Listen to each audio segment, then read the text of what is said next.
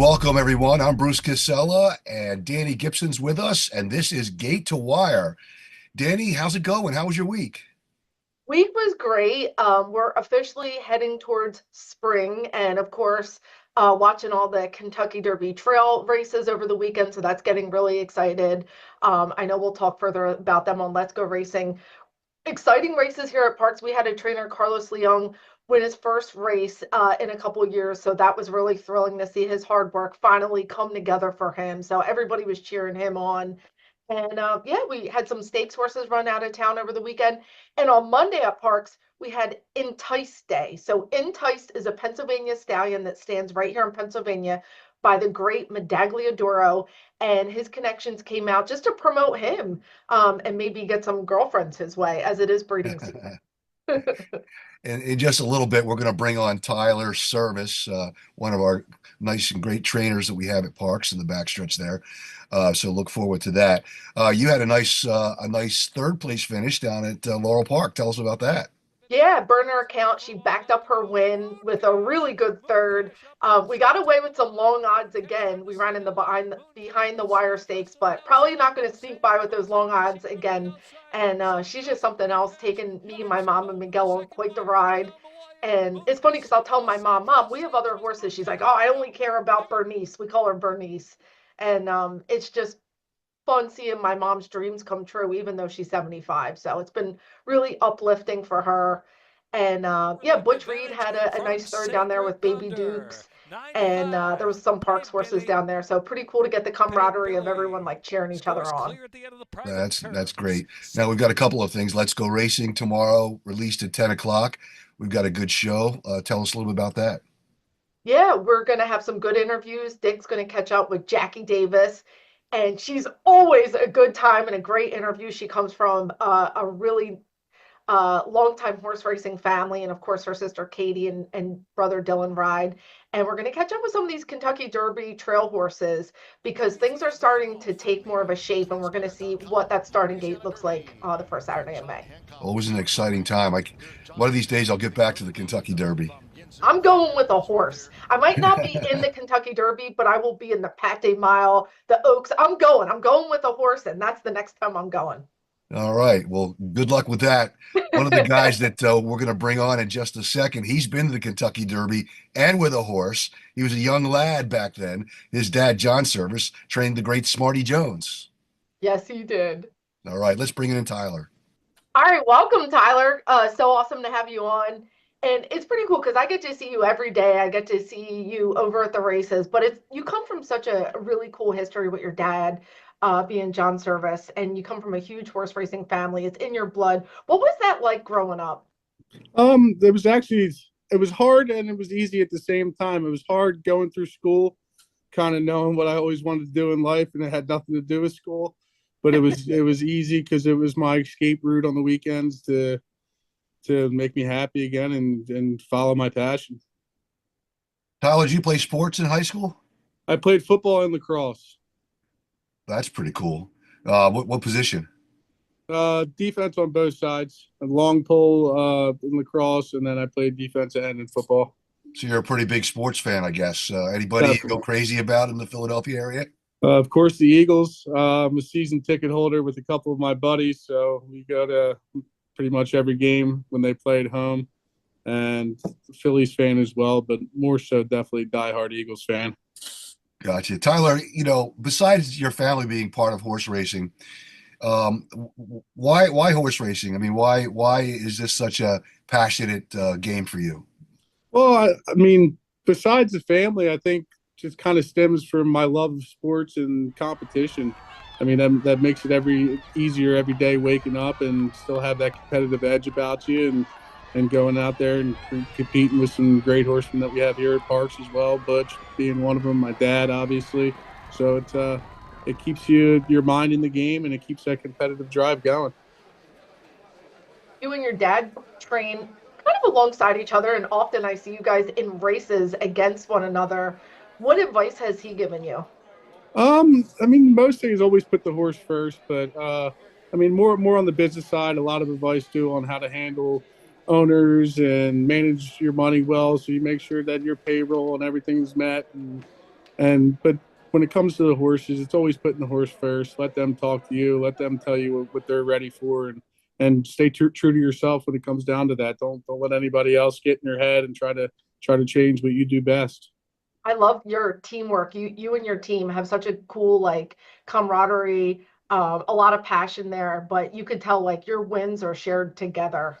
Yeah, I couldn't do it without them guys. I mean, I think that's a big part of my success has been early is I have a great team around me and not only are they employees, they're a lot of them are close friends as well. We hang out outside the racetrack and we all get along very well. Now, I was with you when you won your first race as a trainer down at Keeneland with Wentz. Tell me about that Oh, I experience. remember that. Yeah, that was awesome. I mean, I was still barely just going out on my own, so it took a couple of horses off my dad that his owners felt comfortable of giving me a chance to start my career, and just happened to all the stars align that day, and I mean, ran a huge race. I remember it very vividly. I mean, got ran by at the top of the stretch and battled back on, and to have a guy like Joe El Rosario ride your first winner, that's pretty impressive too. So I was tickled to death. That's awesome. Do you have any pre-race like superstitions or rituals or something you have to do before a race? Um, not really. I'm more focused on my horse. I like to go out and watch them outside the paddock as they're walking down the stretch there, walking towards the paddock. Since I've been married, I wear a rubber wedding ring, and there's a certain color that I wear, and I feel like it's my lucky ring. It's a kind of the same color this, like an army green. And I was joking with my wife the other day. I was like, man, every time I wear this ring, and my horses always wear good. So the days that I don't have it on, I'm usually pretty upset about it. That's Tyler, awesome. where do you get your horses? Do you go to the yearling sales or 2-year-old and training sales down in Ocala or Keeneland? A little bit of both. I mean, I have a couple clients now that are a little bit in the breeding game, so there'll be young horses that they've bred themselves and brought up all along the way. But also bought a couple down at OBS in March, and then also at Fasig Tipton and Timonium in second week of May, third week of May. So we've had some success there, and also getting horses from other trainers that either want to move it to an easier location, being on a big stage, and just feel like Parx might be a little easier for their horses. And some of them just looking to make a change, trying to see if something else will work out. What? Okay, so you're a trainer. It's not a normal 9 to 5 job. In the best way that you can you walk us through a day?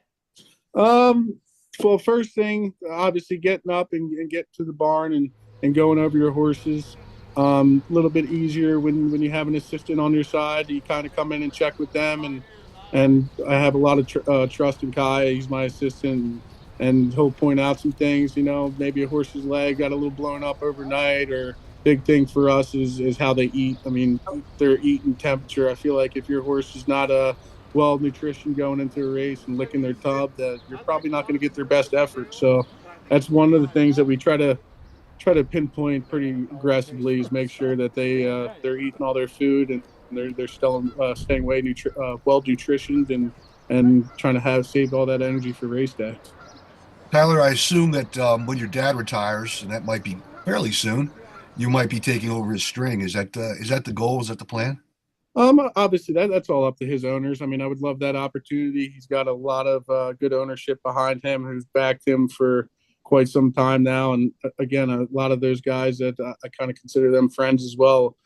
Since working for my dad, we built up a good relationship. So, I mean, that's the goal, but that's completely their call. And I'm fine with it either way. I mean, I would love the opportunity, but if they chose to go another route, I can't blame them as well. I'm a horse racing guy, and I want to see them guys do the best that they can as well and win some big races. Is your goal going to stay in Parks or maybe moving on to like a bigger circuit down the road? I mean, this is home, so I'd always love to have a string here. I mean, the bigger goal would try to branch out and maximize what I do. Obviously, you need the right ownerships to be able to do something like that, and you need to have the horses as well. I mean, people say this all the time: trainers are only as good as their horses. So, Yeah. once you have a good backing of horses and you got a solid barn, then maybe we can take those next steps. I've done pretty well shipping to New York and winning quite a few races over there every time I ship in. But obviously the big goal is try to get out to New York or Kentucky or try to broaden the horizon and build the clientele. What's it? You're newly married and you have a new son. What's that been like balancing your home life with a job that just is such a 24/7 thing? It's tough. It's tough. I mean, you have to have a wonderful woman with you, and obviously my son, he's the world to us. But balancing it's tough. I mean, long days. You're here from early in the morning, and sometimes you're in the first and the last, and you're just here all day long.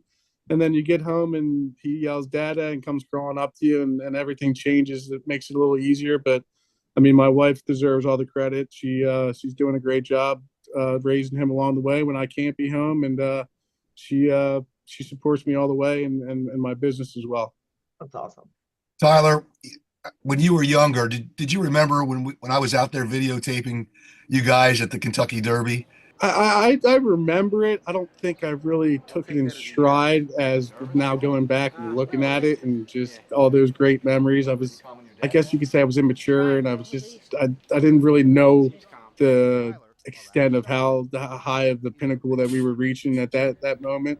But going back and rewatching it, and it's I mean, it feels like yesterday. It's just Right. every time those videos come on Smarty Jones Stakes Week, or usually they'll pop up on Derby Week as well, because it was just an incredible ride and it got a lot of people in this industry. So little immature, but I definitely wish that I think I could have been more zoned in on how special of a moment that was. I think I took it a little bit for granted because of my age, but it was definitely a once in a lifetime thing, and I can see that now being a trainer. It's not easy. It's not easy. But let's hope that he gets in the Hall of Fame. That'll be awesome. Yeah, I think he's well deserving. He's done a lot for PA and their racing and also Arkansas as well. I mean, two horses really made PA and Arkansas just a standout place in the horse racing industry. And I think just based on that alone, he's very deserving. No doubt. You talk about Parx being your home track. What do you think we could do to grow the sport and get more fans here at Parx? Any ideas? The most thing is, and you hear this all across the country, is trying to bring some youth into it. Yeah. I think on the bigger days that we have here, Smarty Jones Day, PA Day at the races, and obviously Pennsylvania Derby and Cotillion Day. I mean, there's a pretty good crowd, and there's been some youth lately as well. So I just try to bring them in on an everyday basis, and just trying to get them a firsthand feel of what it's like to be around the horse. I think once you let a horse capture your heart, it's over from there. I mean, you're locked in, and you can't fight that away. You start to get that itch. Danny, anything else before we let Tyler go? Yeah, I just want to ask about, do you have a favorite horse? Because I know you love horses. In my barn or lifetime? Lifetime. If you take out Smarty Jones, yeah. I was the biggest fan of Lemon Drop Kid. Okay. And I got lucky. I think it was the year my dad ran in the Breeders' Cup with Jostle. I want to say that was his final year, and I think he ran the Classic that year and ended up not running any good. But we went and saw him. He went to, I think it was Lane's End a couple of days later. We went out there and saw him, and I don't know why. He was such a hard knocking horse, and he always ran. And he was big, beautiful, good looking, well muscular, great conformation. And I always loved him for some reason. Yeah. Awesome. Well, Tyler, thanks for coming on Gate to Wire. We really appreciate it. Thanks for having me. Appreciate it. Good luck. We'll see you at the racetrack. Sounds good. Thanks, guys.